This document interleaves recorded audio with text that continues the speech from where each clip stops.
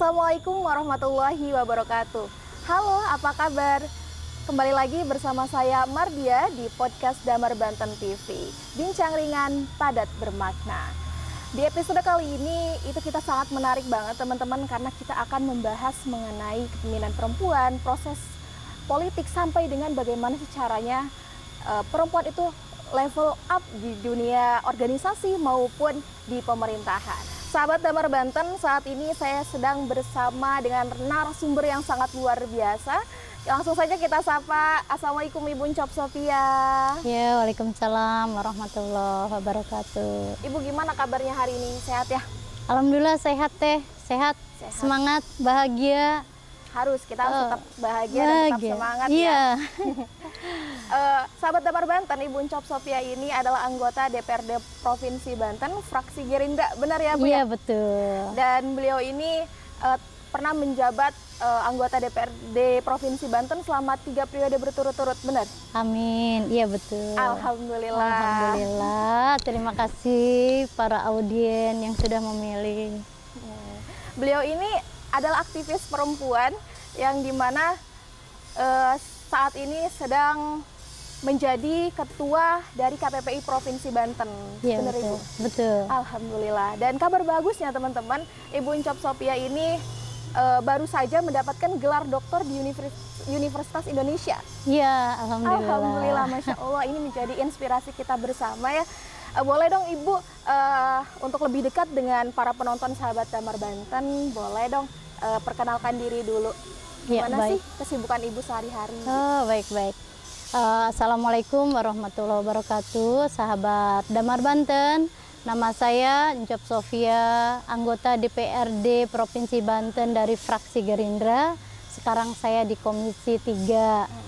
Alhamdulillah sekarang saya untuk periode pertama saya menjadi Ketua KPPI Provinsi Banten. Alhamdulillah. Ya. Selama perjalanan yang panjang itu Bu, ada nggak sih perubahan yang Ibu rasakan selama perjalanan politik Ibu? Iya. Selama saya di politik banyak hal yang menarik, banyak perubahan-perubahan, perbaikan-perbaikan ya. Sebagai perempuan tentu saja memang politik itu bukan dunia yang mudah, karena secara kultural dan secara struktural biasanya memang politik itu seolah dalam tanda kutip ditempatkannya bukan untuk perempuan. Tetapi sekarang perkembangan sangat membahagiakan karena sudah mulai ada perkembangan-perkembangan terutama di Provinsi Banten, perempuan sudah mulai beraktivitas di dunia politik dan diterima secara ramah oleh masyarakat Banten. Ya, sehingga di Kota Serang untuk provinsinya itu dari 6 kursi kita dapat 3 kursi perempuan dan 3 kursi laki-laki. Nah, mudah-mudahan di dapil-dapil lain juga semakin bertambah sehingga kebijakan-kebijakannya akan lebih adil gender. Lebih inklusif ya teman-teman. Ya. Tapi kalau untuk kita flashback ke awal lagi Bu, apa sih yang membuat Ibu tertarik untuk bisa masuk ke dunia politik? Saya awalnya berasumsi bahwa politik itu adalah suatu yang yang hanya formalitas-formalitas, misalnya jadi apa gitu ya. Saat itu saya belum terpikir untuk jadi apapun, tetapi gerakannya itu adalah gerakan kehidupan saya sehari-hari. Saya senang berorganisasi, senang bermasyarakat, senang juga untuk sama-sama bisa memberikan kontribusi gitu. Kebetulan saya punya pasangan ya, punya suami yang juga sangat memahami keadilan gender. Nah,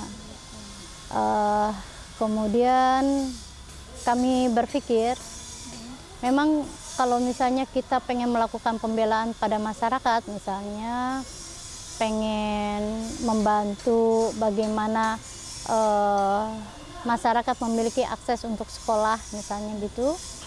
Nah, secara pribadi mungkin kita bisa membantu. Nah, tetapi tidak bisa banyak orang. Nah, dunia politik formal lebih pada bagaimana kita bisa memperjuangkan secara kebijakan. Contohnya saja yang dilakukan oleh Gubernur Banten, Pak Andra Soni, memberikan kebijakan pendidikan gratis untuk SMA dan SMK, dan termasuk juga swasta ya, swasta. Nah, ketika kita bisa melakukan kebijakan itu, kami juga dari DPRD tentu saja support ya. Nah, kehadiran kebijakan itu akan dirasakan oleh seluruh masyarakat Provinsi Banten. Jadi bukan satu-satu gitu ya. Nah, disitulah saya terpikir bagaimana kita berjuang melalui kebijakan yang efeknya lebih besar. Nah, kalau berpikir seperti itu, maka jalannya adalah apakah mau di tingkat legislatif ataukah mau di tingkat eksekutif. Bisa sebenarnya selain itu juga melalui organisasi kemasyarakatan. Jadi nampaknya saya memilih jalur legislatif agar bisa melakukan sinergitas dengan pemerintahan dan lembaga kemasyarakatan untuk melakukan pembelaan pada perempuan, untuk melakukan pembelaan pada masyarakat, terutama masyarakat marginal, salah satunya perempuan dan difabel biasanya. Masya Allah, ini menarik banget ya. Dari cerita Ibu kita bisa ambil kesimpulan bahwa lahirnya minat Ibu di politik itu karena ada rasa kesenangan sendiri, terus juga didukung sama suami, sekaligus yang paling penting itu adalah rasa peduli ya Bu ya. Peduli terhadap kemaslahatan umat tentunya. Terus Ibu, aku mau bertanya juga nih Bu, tadi kan Ibu sudah melalui proses-proses yang panjang tadi ya untuk bisa sampai ke dunia politik hingga sampai sekarang ya Bu ya. Masya Allah sekali. Ada nggak sih Bu tantangan-tantangan tersendiri selama Ibu berjalan di dunia politik, terutama dalam ranah KPPI soal keperempuanan, itu bagaimana? Ya, tantangan-tantangan itu tentu saja ada. Tantangan-tantangan itu tentu saja ada, baik dari tantangan kultural yang menganggap bahwa perempuan tidak pas di dunia politik. Kemudian struktural itu kebijakan-kebijakan yang sebenarnya dipengaruhi oleh warisan sejarah yang patriarki gitu ya. Tetapi di tengah-tengah tantangan itu sebenarnya selalu saja ada celah yang bisa kita lakukan dengan cara bahwa kita harus mencari celahnya di mana ada koordinasi, di mana adanya silaturahmi, baik dalam melakukan kalau istilah kasarnya mah kanter hegemoni kultural, tapi mungkin lebih pada pembuktian, kemudian kerjasama, karena sesungguhnya semua manusia itu punya idealitas yang sama, bagaimana membangun keadilan sosial. Nah, di dalam titik temu itulah kita cari celah-celahnya, sehingga walaupun sistemnya masih patriarki, walaupun hambatan-hambatan perempuan, masalah kultur, struktur, kemudian juga kadang-kadang struktur ini masuk juga di dalamnya ekonomi gitu ya. Kalau perempuan itu mau berjuang bersama-sama, maka hal-hal seperti itu mungkin bisa teratasi gitu. Karena kemudian masyarakat juga di Banten terutama sudah saya melihat kalau dalam ngomong gitu ya, perempuan mah nggak usah gini-gini. Tapi dalam pelaksanaannya sebenarnya masyarakat Banten tuh sudah menerima. Karena dalam sejarahnya juga di Banten itu banyak perempuan-perempuan yang memiliki peranan penting ya, di dalam sejarah Banten gitu. Iya, contohnya saja misalnya di Pandeglang itu sekolah pertama yang khusus perempuan itu di Matlaul Anwar pertama. Kemudian Menteri Sosial pertama itu juga dari keluaran Matlaul Anwar. Ini sebagai contoh ya, bahwa sebenarnya perempuan Banten itu di dalam sejarahnya banyak perempuan-perempuan yang ikut berkontribusi dalam perubahan masyarakat dan pemerintahan gitu. Sehingga itu juga sangat memungkinkan di zaman sekarang, walaupun hambatan-hambatan itu masih ada potensi masyarakat itu bisa menerima perempuan sebagai pimpinan. Ya, kan Banten pernah menjadi ini ya gubernur pertama kan perempuan juga gitu. Dan masyarakatnya cukup adil gender. Misalnya gubernur yang sekarang itu memang bukan perempuan, tetapi Pak Andra Soni itu memiliki visi keadilan gender, sangat sensitif terhadap dan peduli terhadap masyarakat marginal yang di dalamnya itu adalah perempuan. Misalnya memastikan bagaimana pendidikan gratis ini tidak melulu aksesnya hanya untuk laki-laki, tapi juga perempuan. Bagaimana menangani stunting, kemudian bagaimana perbaikan jalan poros desa. Itu karena biasanya itu perempuan-perempuan pedesaan itu yang rentan terhadap kematian ibu dan anak. Jadi kalau mau ke puskesmas, kelahiran dan lain sebagainya, dengan jalan poros desa yang baik itu membantu bagaimana efeknya pada perempuan-perempuan memiliki akses pendidikan, akses kesehatan gitu ya, dan juga bisa menjaga ibu-ibu yang hamil dari keguguran dan mempermudah kalau persalinan. Plus juga itu memperkuat UMKM dan pertanian ya, karena di pedesaan itu banyaknya biasanya pertanian. Dengan jalannya bagus itu juga membantu petani, dan ternyata petani itu mayoritas perempuan loh.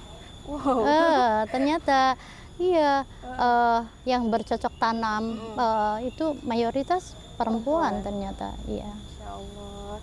Ternyata di sini meskipun banyak tantangannya, tapi perempuan masih punya ruang yang besar untuk bisa terjun ke dunia politik, ya Bu ya. Terus Ibu sekarang kan, tapi pada realitasnya kita masih belum, dikabarkan kita masih belum mencapai target ideal yaitu 30%. Sebenarnya apa sih Bu yang menyebabkan perempuan itu tidak bisa masuk ke dalam 30% itu Bu? Ya, pertama gini, kebijakan 30% perempuan itu kebijakan satu afirmasi yang sangat positif ya. Dan kami juga mengakui dengan adanya kebijakan itu kemudian peningkatan keterpilihan perempuan semakin meningkat. Tetapi dari refleksi panjang mengenai kebijakan 30% affirmative action itu, ternyata tidak serta-merta bahwa caleg 30% itu udah pasti terpilih 30%. Ya. Kenapa? Nah, ini kalau kita lihat misalnya di internalnya masing-masing partai, benar nggak sih perempuan yang disimpan di ruang 30% itu adalah memang perempuan yang diistimewakan oleh partai sebagaimana laki-laki yang diistimewakan oleh partai juga, ataukah hanya basa-basi gitu loh, yang penting 30% itu tercapai. Dan biasanya hampir setiap partai itu kalau pencalegan itu lebih dari 30% sampai 40%. Nah, terus yang kedua, oh iya oke, dia potensial ya, sudah pas disimpan di sebagai caleg gitu dan memungkinkan menang.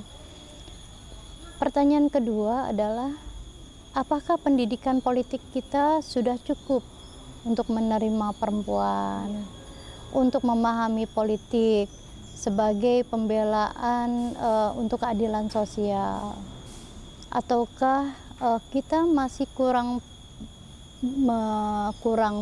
optimal melakukan sosialisasi pendidikan politik pada masyarakat agar politik ini tidak pragmatis.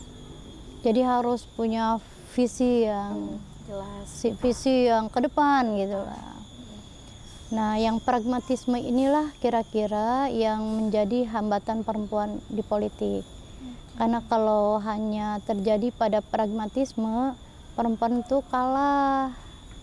Dari segi waktu, perempuan tidak punya waktu banyak, ya.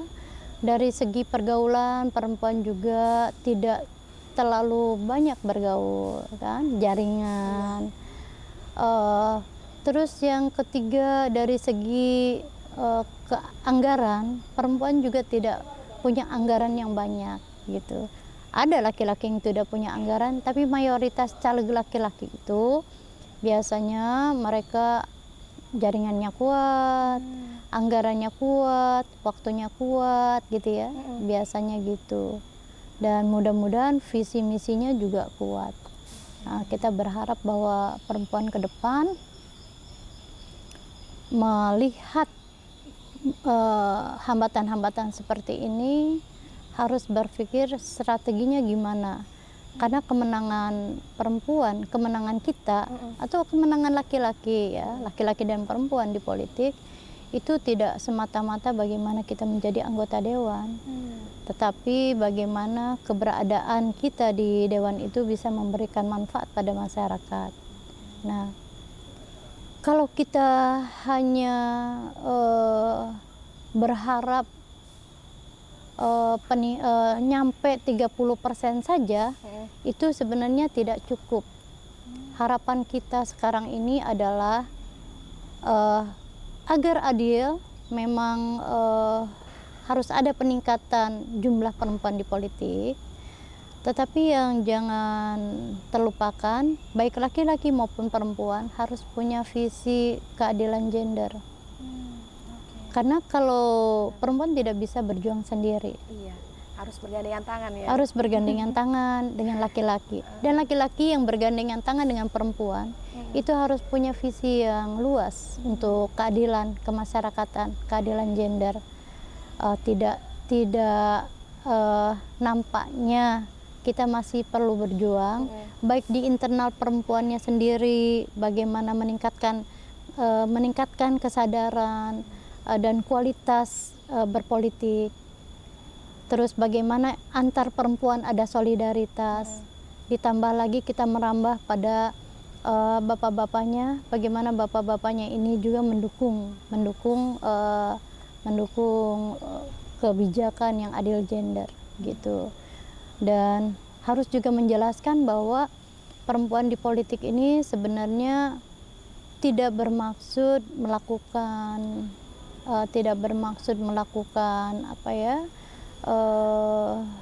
perlawanan terhadap laki-laki, tetapi bagaimana memperkaya politik sehingga aspirasi jenis kelamin tidak itu bisa terakomodir secara komprehensif. Menarik banget ini. Jadi perempuan dan laki-laki itu sebenarnya harus saling bergandengan tangan agar politik itu lebih berwarna juga ya, Ibu ya. Iya. Oke. Tapi berbicara soal strategi nih, Bu. Sebenarnya ada nggak kunci ataupun strategi dari Ibu sendiri nih untuk perempuan-perempuan yang di luar sana agar mereka dipercaya dan dipilih gitu Bu? Iya, saya kira bahwa perempuan-perempuan ini pertama harus memetakan diri ya. Kita ini mau menjadi seseorang yang ingin bermanfaat untuk diri sendiri dan keluarga serta masyarakat, atau hanya titik bermanfaat untuk keluarga gitu. Kalau kita sudah berpikir bermanfaat untuk keluarga dan masyarakat, maka waktu untuk keluarganya setidaknya juga harus berlebur. Dan keluarga harus selesai bagaimana bisa memberikan manfaat pada masyarakat. Gitu. Kalau misalnya perempuannya merasa sudah terpanggil ingin bermanfaat pada keluarga, tapi suaminya tidak sepakat, itu juga harus diselesaikan di internal. Selesaikan di internal, dan saya yakin sebenarnya kekhawatiran-kekhawatiran yang mungkin terjadi ya di suami sehingga perempuan tidak boleh ikut ke politik, kalau diajak bicara, diajak dialog, itu juga akan selesai. Karena itu sesungguhnya setiap orang itu setuju dengan penegakan keadilan sosial. Sebenarnya setuju. Hanya kekhawatiran ini, kekhawatiran itu, hambatan ini, hambatan itu, yang itu harus kita selesaikan. Iya. Banyak banget ya kekhawatiran mungkin terhadap diri perempuan itu sendiri, makanya harus diselesaikan terlebih dahulu ya Bu ya. Iya, Baru di keluarga. kita enak untuk mencapai tujuan untuk kemaslahatan umat. Iya, iya. Ibu, kalau dari KPPI sendiri nih, kalau kita berbicara soal perempuan, apa sih program KPPI ke depan untuk meningkatkan level up-nya kualitas dari perempuan itu sendiri Bu? Gimana? Ya. KPPI ini kita sudah berjalan, alhamdulillah sudah lama. Mulai dari sosialisasi tentang keadilan gender yang terus menerus, kita memberikan motivasi pada masyarakat, terutama pada perempuan ya, Iya. pada organisasi-organisasi perempuan. Organisasi-organisasi perempuan ini harus harus bersemangat gitu, bersemangat, jangan berhenti sebagai pendukung, tetapi bagaimana juga bisa memberikan kontribusi. Kita mengajarkan juga tentang demokrasi, kita mengajarkan juga tentang apa pentingnya perempuan di politik, kontribusi apa yang bisa dilakukan oleh perempuan gitu. Jadi kita KPPI ini adalah mensupport partai-partai sebagai vitamin ya.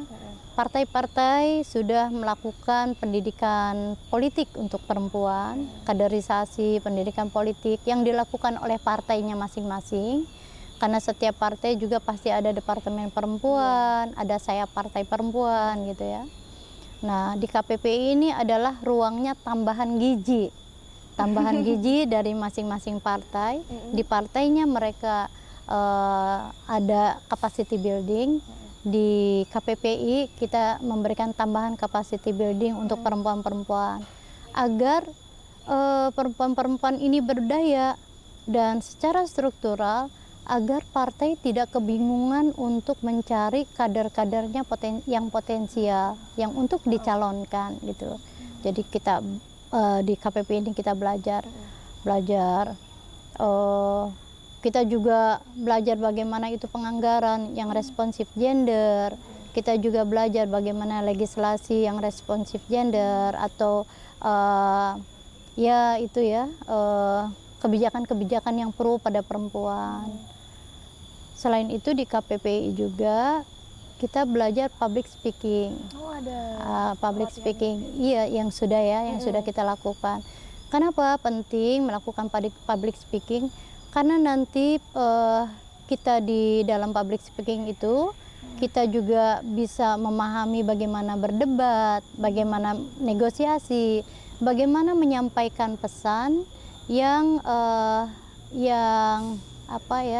yang mudah difahami dan simpatik. kadang-kadang gagasannya sangat ideal, tapi kalau cara ngomongnya itu salah, penerimaan orang juga bisa salah gitu. Sehingga kita belajar public speaking. Selain public speaking, kita juga belajar jurnalistik perempuan. Jurnalis perempuan, kenapa? Karena agar perempuan-perempuan ini bisa menuturkan, tadi tuh gagasannya lewat kata-kata ya, dia juga bisa menuturkan lewat tulisan, gitu. Iya, lewat tulisan. Bahkan selain itu kita juga pernah belajar juga branding digital. Jadi bagaimana perempuan itu membranding dirinya kan dengan media sosial yang sekarang ya, dengan handphone dan lain sebagainya. Sehingga perempuan sebenarnya jangan melulu tergantung pada media yang sudah besar gitu kan, mungkin takut mahal kan, branding yang takut mahal, itu bisa kita lakukan sendiri gitu. Itu. Dan yang senang memasak, kita juga belajar industri rumahan, bikin nugget lah, bikin apalah gitu ya. Itu juga kita lakukan bersama dengan DP3 AKB Provinsi Banten. Kami kerjasama, bagaimana meningkatkan pemberdayaan perempuan, baik dari segi politik, ekonomi dan sosial. Untuk KPPI sendiri itu harapannya untuk program ke depan itu sedang melaksanakan apa ini? Nah, sekarang ini KPPI sedang melakukan sosialisasi, diseminasi KPPI.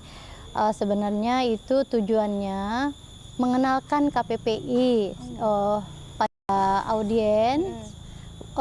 audiennya ini terdiri dari kepengurusan KPPI dan mungkin juga ada kader yang baru yang tadinya ikut industri rumahan dan lain sebagainya.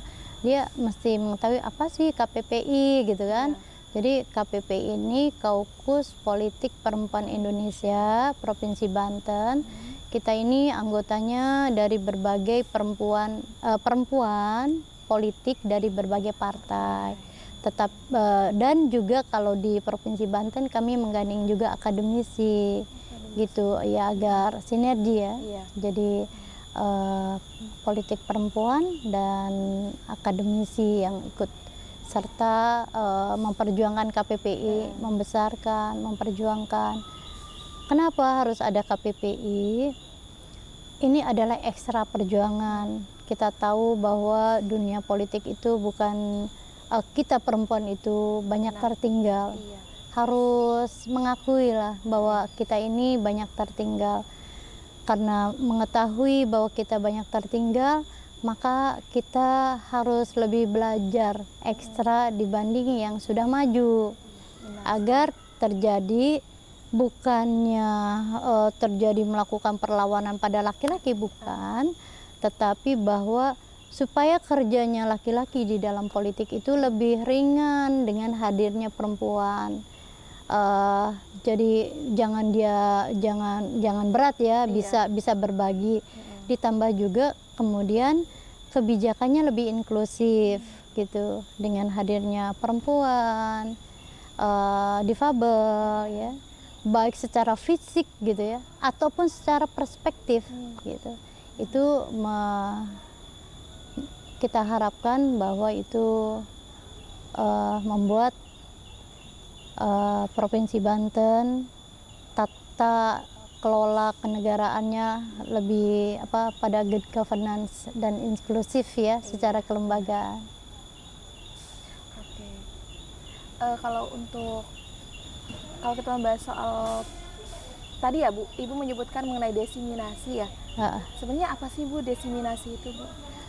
Kasih tahu ke penonton sahabat Damar Banten. Oh iya. Diseminasi itu apa sih? Gitu. Iya, diseminasi itu sebenarnya kalau secara kebahasaan lebih pada sosialisasi gitu ya, sosialisasi, memahami apa itu Kaukus Politik Perempuan, apa sepak terjangnya gitu, visi misinya apa, siapa saja yang boleh masuk di KPPI, kira-kira gitu. Eh, karena KPPI juga mesti kita sosialisasikan. Sebenarnya harapannya itu pada substansi bagaimana bagaimana perempuan perempuan itu tidak terkonstruksi takut bersentuhan dengan politik.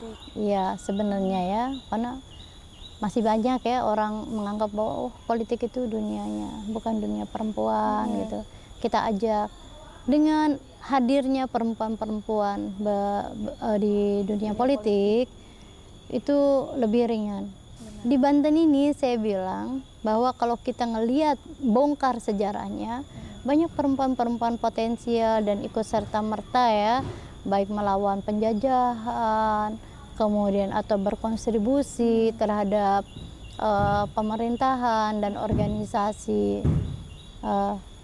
Tetapi memang masih banyak secara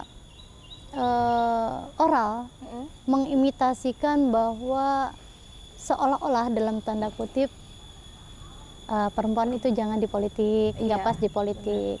Tapi dalam realisasinya mereka sebenarnya sudah nerima kok. Sudah nerima. Masyarakat Banten sudah menerima dari zaman dulu sampai sekarang sudah menerima. Tinggal potensi ini kita optimalkan, perempuan-perempuan lebih berdaya lagi gitu. Ya mudah-mudahan ke depan minimalnya 30% perempuan itu masih bisa terwujud ya, masih Banten bisa menyuguhkan 30% perempuan di legislatif. Bahkan lebih bisa meningkat ya, Ibu ya. Iya, apalagi kalau ditambah di eksekutifnya. Iya. Tetapi lagi-lagi titiknya bukan pada angka. Ya, selain kita berjuang meningkatkan perempuan, tapi bersamaan dengan itu kita harus memberikan capacity building pada perempuan sehingga kehadiran perempuan itu bukan semata-mata jenis kelamin perempuan, tapi ada kualitasnya, ada pembelaannya, ada komitmennya di situ.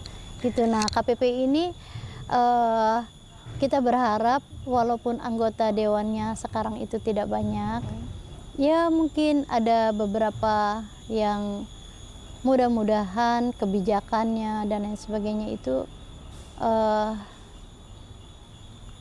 mereka mau melakukan pembelaan untuk perempuan. Menarik banget ini pembahasannya, Ibu. Iya. Kalau kita berbicara soal tadi ya Ibu ya mengenai kapasitas perempuan itu harus berdaya gitu kan.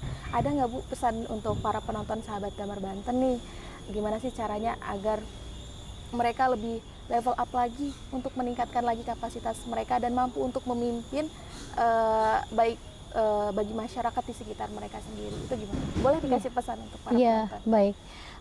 Para sahabat Damar Banten,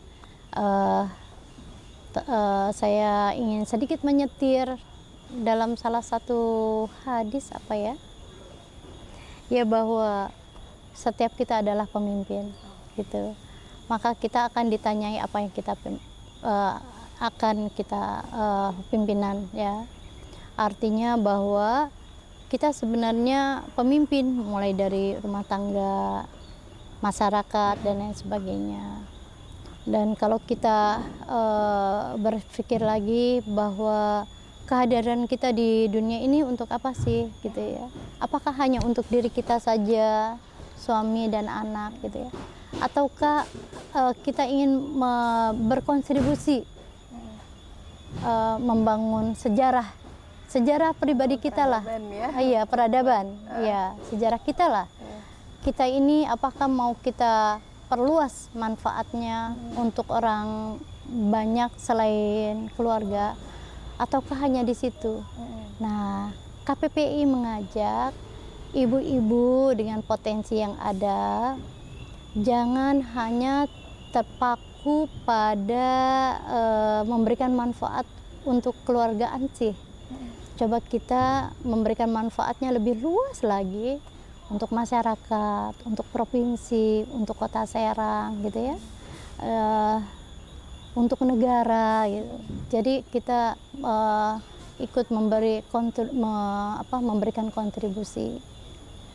Jadi ayo ibu-ibu dengan potensi yang ada, dengan kesenangan ibu-ibu dimanapun berada, apa itu senang di dunia domestik, senang di dunia publik, atau perpaduan domestik dan publik, intinya bagaimana kita bisa meningkatkan diri dan memberikan manfaat pada banyak orang.